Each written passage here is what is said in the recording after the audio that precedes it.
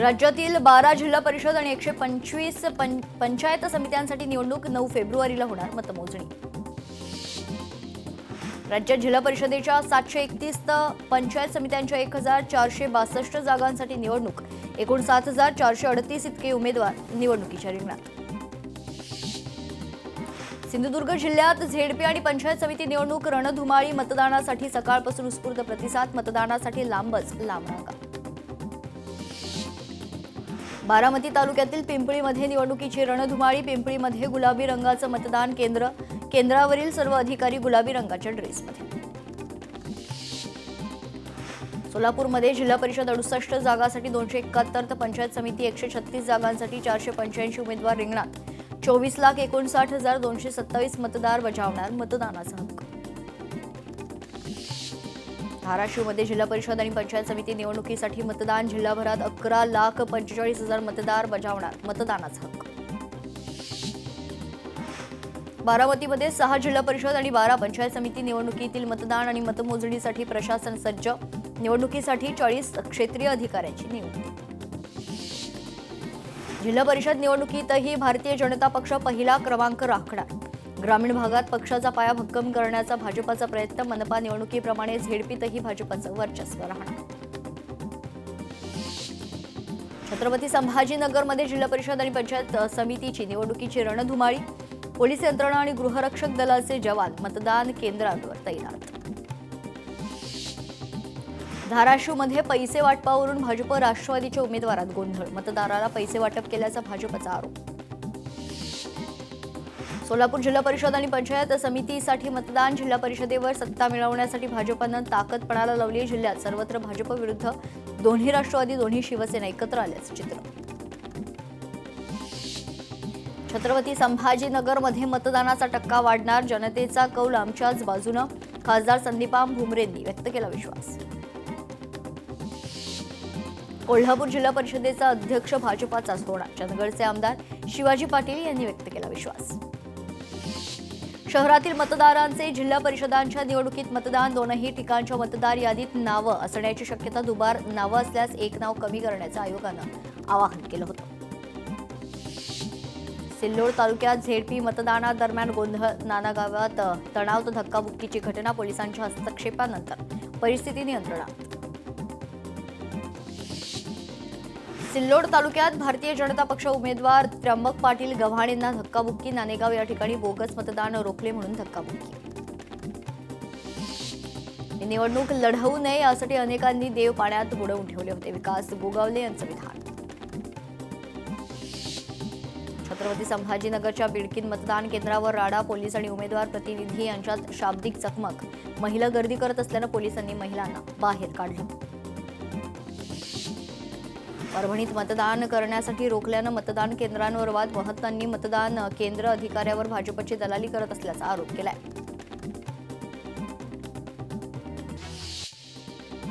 राज्याचे माजी उपमुख्यमंत्री विजयसिंह मोहिते पाटील यांनी बजावला मतदानाचा हक्क, माळशिरस तालुक्यातील यशवंतनगर मतदान केंद्रावर केलं मतदान। मंत्री शंभूराज देसाई यांनी बजावला मतदानाचा हक्क, पाटण तालुक्यातील मरळी येथे केलं मतदान, निकाल समाधानकारक लागतील, शंभूराज देसाईंनी व्यक्त केला विश्वास। महेंद्र दळवी यांनी बजावला मतदानाचा हक्क, थळ येथील केंद्रावर केलं मतदान। शिरूरमध्ये 93 वर्षांच्या अजींनी बजावला मतदानाचा हक्क, व्हीलचेअरवर बसवून मतदान करण्यासाठी आल्या। अहमदपूरमध्ये मंत्री बाबासाहेब पाटलांनी बजावला मतदानाचा हक्क, पंचायत समितीच्या शिरूर गणातून सहकार मंत्र्यांचे सुपुत्र सूरज पाटील रिंगणात।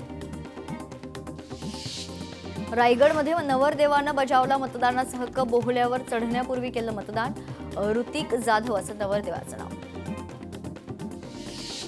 शशिकांत शिंदेंनी बजावला मतदानाचा हक्क, दोन्ही राष्ट्रवादींना चांगलं यश मिळेल, शशिकांत शिंदेंनी व्यक्त केला विश्वास। माजी मंत्री विजय शिवतारे यांनी मतदानाचा हक्क बजावलाय, पुरंदर तालुक्यातील यादववाडी या ठिकाणी जिल्हा परिषद पंचायत समितीसाठी मतदान। इंदापूरमध्ये हर्षवर्धन पाटलांनी बजावला मतदानाचा हक्क, विकास आणि भविष्यासाठी राष्ट्रवादी काँग्रेसच्या उमेदवारांना पाठिंबा देण्याचं केलं आवाहन। इंदापूरमध्ये कृषी मंत्री दत्तात्रय भरणे यांनी बजावला मतदानाचा हक्क, भरणेवाडी येथील जिल्हा परिषद प्राथमिक शाळा या ठिकाणी केलं मतदान। आमदार भास्कर जाधव यांनी बजावला मतदानाचा हक्क. चिपळूण तालुक्यातील तुरंबव गावी कुटुंबासह केलं मतदान. छत्रपती संभाजीनगरमध्ये लग्नाच्या दिवशीच नवरदेवानं बजावला मतदानाचा हक्क. कृष्णा तायडे असे या नवरदेवाचं नाव. सातारा जिल्हाध्यक्ष आमदार अतुल भोसले यांनी बजावला मतदानाचा हक्क. सातारा जिल्हा परिषदेवर भाजपाचं एक हाती सत्ता येणार असा विश्वास व्यक्त. कराडमध्ये उदयसिंह पाटील उंडाळकर यांनी बजावला मतदानाचा हक्क. राष्ट्रवादी काँग्रेसला लोक बहुमतानं निवडून देतील असा विश्वास. धाराशिवमध्ये खासदार ओमराजे निंबाळकर यांनी सपत्नीक केले मतदान. स्थानिक स्वराज्य संस्था निवडणुकीत देशाला विलासराव देशमुख यासारखं नेतृत्व मिळालं. खासदार ओमराजे निंबाळकर यांनी मांडली भूमिका. सांगलीच्या पद्माळे गावात विशाल पाटलांनी बजावला मतदानाचा हक्क. कुटुंबियांना समवेत रांगेत खरंतर उभं राहून केलं मतदान. खासदार कल्याण काळेंनी बजावला मतदानाचा हक्क. पिसादेवी येथील मतदान केंद्रावर केलं मतदान. मोठ्या प्रमाणात नागरिकांना मतदान करण्याचं आवाहन. छत्रपती संभाजीनगरमध्ये 105 वर्ष आजींनी बजावला मतदानाचा हक्क. लोकशाही बळकट करण्यासाठी प्रत्येकानं मतदान करणं आवश्यक असल्याचा संदेश देण्यात आला. कोल्हापुरात 97 वर्षीय आजींनी बजावला मतदानाचा हक्क. अंबुबाई तोडकर असं आजींचं नाव. भाजपा आमदार राणा जगजितसिंह पाटील यांनी बजावला मतदानाचा हक्क. तेरगावी सहकुटुंब केलं मतदान. लोकशाही बळकट करण्यासाठी सर्वांना मतदान करण्याचं केलं आवाहन. शिवसेनेचे आमदार तानाजी सावंत यांनी बजावला मतदानाचा हक्क. परंडा तालुक्यातील मुगाव या ठिकाणी बजावला मतदानाचा हक्क. गोपीचंद पडळकरांनी पडळकर वाडीत केलं मतदान. मोठ्या संख्येनं मतदारांना मतदान करण्याचं केलं आवाहन. कराडमध्ये नवरदेवानं बजावला मतदानाचा हक्क. मतदान करून नवरदेवाची लग्नाकडे धाव. मंत्री भरत गोगावले यांनी बजावला मतदानाचा हक्क. महाड येथील खरवली मतदान केंद्रावर सहकुटुंब केलं मतदान. मंत्री नितेश राणे यांनी बजावला मतदानाचा हक्क. वरवडे येथील मतदान केंद्रावर मतदान. विरोधक नाउमेद झाल्यानं निवडणूक एकतर्फी होणार असं नितेश राणे यांनी वक्तव्य केलं. आमदार विलास भुमरेंनी मतदानावेळी ईव्हीएम जवळ मुलालाही दिला. छत्रपती संभाजीनगरच्या पाचोड मतदान केंद्रावरील हा प्रकार आहे. मतदान केंद्रावर विलास भुमरेंच्या मुलाच्या बोटावरही शाई लावण्यात आली. सांगलीत आमदार जयंत पाटलांनी बजावला मतदानाचा हक्क. ईश्वरपूरच्या साखराळे गावातील केंद्रावर केलं मतदान. रत्नागिरीत लग्नाच्या मुहूर्ताच्या आधी नवरीनं बजावला मतदानाचा हक्क. खेड जामगे मतदान केंद्रावर बजावला हक्क. गृहराज्यमंत्री योगेश कदम यांनी बजावला मतदानाचा हक्क. चिपळूण तालुक्यातील आलोरे जिल्हा परिषदेसाठी मतदान. उपमुख्यमंत्री सुनेत्रा पवार यांनी बजावला मतदानाचा हक्क. काटेवाडीतील जिल्हा परिषदेच्या शाळेत केलं मतदान. शर्मिला पवार, युगेंद्र पवार यांनीही मतदान केलं.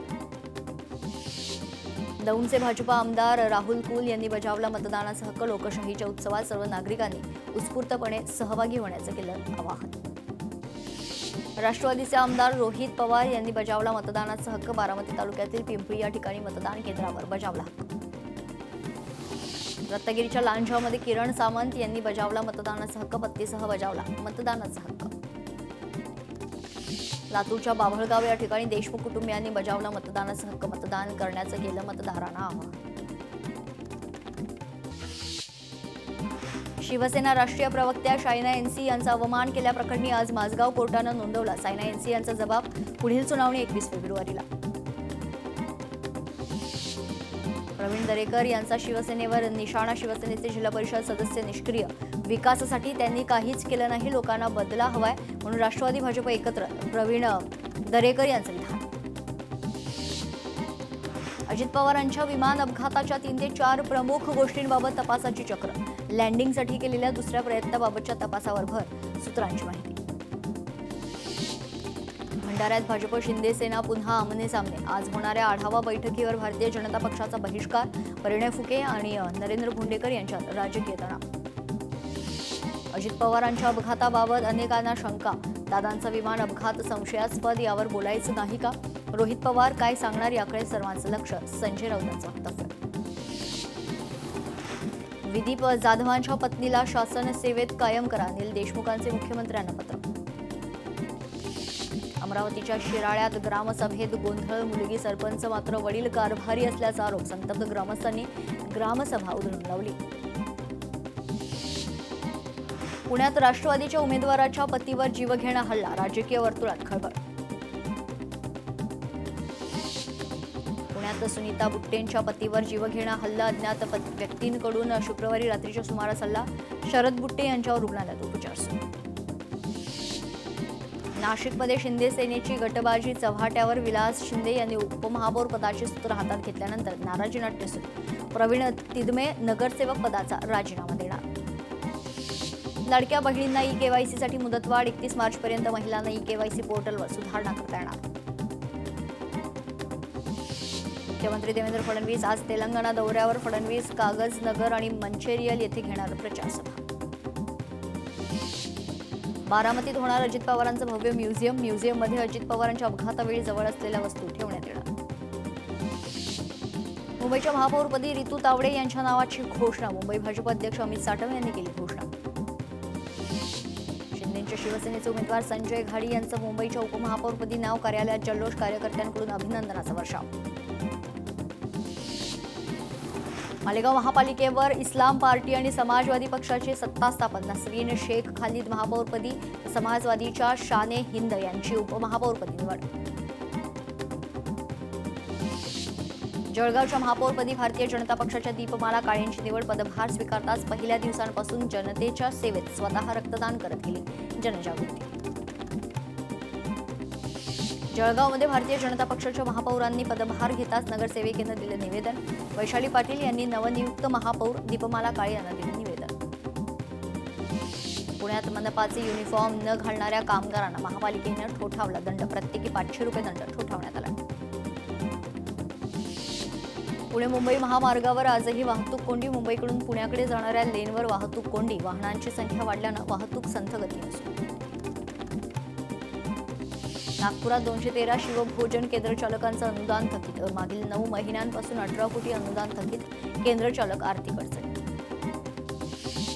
संतोष देशमुख हत्या प्रकरणाची पुढील सुनावणी 21 फेब्रुवारीला जिल्हा सत्र न्यायालयात पार पडणार. सुनावणी.